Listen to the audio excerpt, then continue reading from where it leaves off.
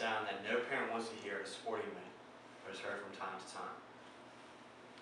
Vince Lombardi once said, "There is no room for second place. There is only one place in my game, and that is first place." This is a common theme that runs in locker rooms across the United States. The concept of winning is instilled in children as young as 4 and 5 when they start playing on PB leagues. Unfortunately, this is only teaching bad habits early. Sports injuries are a part of sports life. Most of these injuries can be prevented with the proper education from coaches and players and the correct safety equipment. Let's start by describing the most common sports injuries.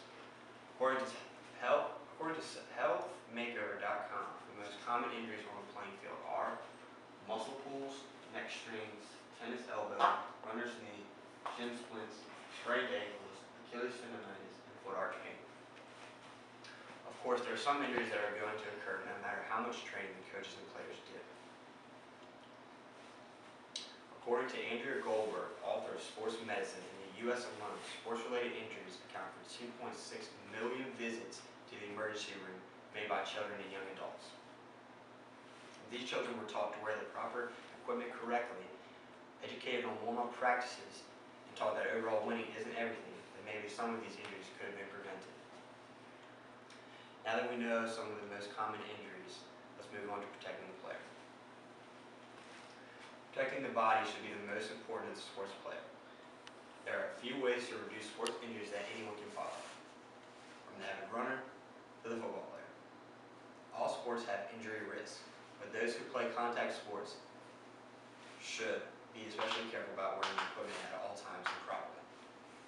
Protective gear is anything that you will wear on the body to keep you from getting hurt. Different sports require different types of equipment. And while some athletes try to get away with not wearing it, it is truly only for their safety. According to kidshealth.org, the helmet is the most commonly used protective gear. They protect the head while playing sports like football, hockey, baseball, softball, biking, and skateboarding. One thing to remember about wearing the protective equipment is to wear the right one for the right sport. It would not do any good for a football player to wear a biking helmet, just as a softball player does not need to wear a football helmet. Some common sense and early teaching can go a long way when it comes to safety. There's other safety equipment that is used in many sports, such as shoulder pads, mouth guards, protective cups, shin guards, cleats, and helmets. Again, when buying some of these items, the player should know the kind of pads they will need, as some sports require different kinds. Same can be said for cleats and the right style in keeping you from rolling an ankle. Another important step in making sure that an athlete is ready to play is to warm up prior to playing a game. It's not practical to just run out on the field and start playing, although some athletes do. Stretching out the muscles in the body is going to go a long way in keeping the athlete injury-free. According to kidshealth.org, warm-ups that last 15 to 30 minutes and include slow, gradual stretching help lengthen the muscles and increase the blood flow and muscle temperature. That way the muscles are ready to go and are much less likely to get hurt. Now let's go over how to treat sports injuries if they occur. If there is an injury on a playing field, there are some steps that can be taken to prevent the injury from getting worse.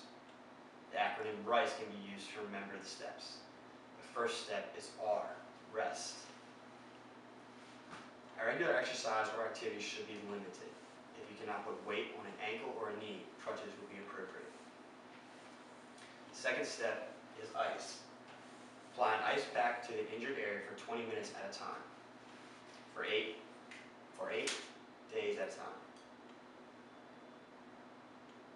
A cold pack ice bag or plastic bag filled with crushed ice wrapped in a towel could also be used. To avoid cold injuries and frostbite, do not apply for more than 20 minutes. Do not use heat immediately after the injury. This tends to increase internal bleeding or swelling. Heat can be used later to relieve muscle tension and promote relaxation. The next step is compression. Compression of the injured area may help reduce swelling.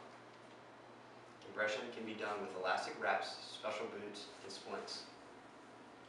If you are unsure of which one to use, a phone call to your doctor could be beneficial. The last stop is elevation. According to athealth.com, keep the injured ankle, knee, elbow, or wrist on a pillow elevated above the heart to reduce swelling. Today I've informed you about the most common sports injuries and their causes, protective equipment, and how to care for these injuries. Preventing sports injuries is not a complex science. It is easy to take the time and the right measures to make sure that everyone stays safe. Warm-ups before and cool-downs after are also important to remember. Educating the coaching staffs and the players at a young age is instrumental to preventing these possibly crippling